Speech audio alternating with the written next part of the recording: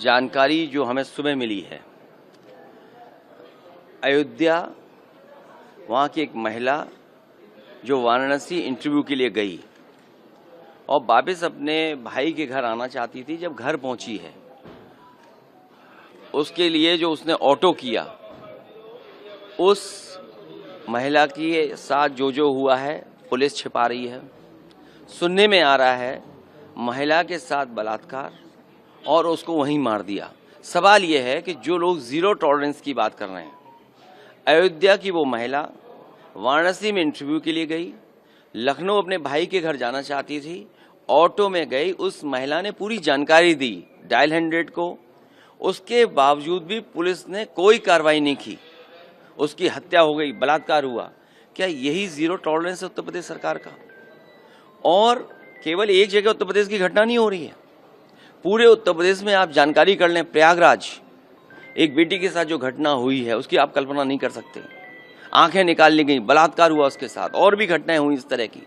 तो उत्तर प्रदेश में सबसे ज्यादा असुरक्षित भारतीय जनता पार्टी के आंकड़े ही बताते हैं उनके सरकार के कि महिलाएं और बेटियां हैं। छोटी छोटी बेटियों के साथ बलात्कार हो रहा है। यही जीरो टॉलरेंस है भारतीय जनता पार्टी का कानून व्यवस्था को लेकर के। और जहां तक सवाल किसान का है, किसान की परवाह कोई भारतीय जनता पार्टी को नहीं है। जब बजट का पैसा जमीन पर जाएगा, किसान पर जाएगा, उसके बीज और फसल के लिए जाएगा, उसकी पैदावार की कीमत जब अच्छी मिलेगी तो ऊपर के आंकड़े आपको अच्छे दिखाई देंगे। हमें अपनी व्यवस्था जमीन से बेहतर करनी है, किसान को खुशहाल बनाना है, लेकिन भारतीय जनता पार्टी ऊपर से अर्थव्यवस्था देखती है, ऊपर के लोगों को खुशहाल बनाती है, बड़े लोगों को संपन्न बनाती है। पूरे के पूरा कारोबार, पूरा का पूरा और जो लाभ देना है बजट का, वो उन्हीं के लिए है। तो जब तक अर्थव्यवस्था हमारी नीचे से ऊपर नहीं बढ़ेगी तब तक खुशहाली नहीं आएगी। ये लोग वो हैं भारतीय जनता पार्टी के लोग जो ऊपर से नीचे ला रहे हैं, और किसानों के साथ एक जगह नहीं, न जाने कितनी बार अन्याय हो चुका है। कहीं भी देखिए, मैं पूरी जानकारी करूंगा, लेकिन किसान के साथ कहीं भी कोई सरकार अन्याय नहीं करे। उनकी मांगों पर चर्चा हो, उनकी मांग कैसे पूरी हो उनको समझाया जाए। सर, आरएसएस ने नागपुर हिंसे की निंदा की है और कहा है कि औरंगजेब अप्रासंगिक है आज के समय। जो लोग आग लगाते हैं वही पानी डालना चाहते हैं। बीजेपी ये कह रही है कि काशी मथुरा में मंदिर बनाएंगे, वो कोर्ट के फैसले का इंतजार नहीं किया। आप लोग भी क्यों बीजेपी के उसमें, अगर आपको इस चैनल से हटा दिया जाए तो आपको नौकरी कोई चैनल नहीं देगा। सब अपने अपनी नौकरी बचाने के लिए सच को दबा रहे हैं, और जो भारतीय जनता पार्टी चाहती है, जो एजेंडा वो चाहती है, उसको चलाने में आप सब लोग भी सहयोग करते हैं। हमें उम्मीद है कि आप लोग मदद करेंगे, जनता की, इस देश की मदद करेंगे आप।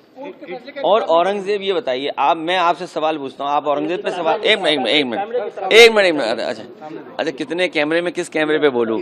मैं अपने साथी से कहना चाहता हूँ कि जो सवाल ये कर रहे हैं उनसे पूछिए कि छत्रपति शिवाजी महाराज, सम्राट, हमारे इतने बड़े राजा, जिनका साहस और जिनके फैसलों से लेकर के लोहा मांग गए, उनका अंगूठे से तिलक किसने करवाया था?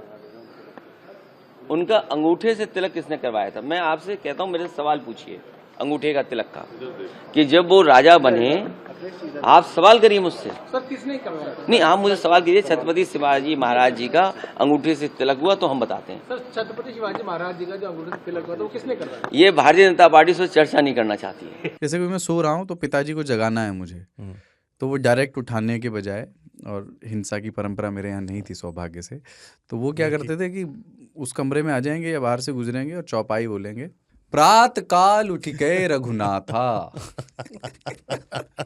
मात पिता गुरु नावई माता। कभी कभी मैं गुस्से में उठ करके, अरे पापा, चरण स्पर्श किया और सो गया। मैंने कहा अब मत उठाना।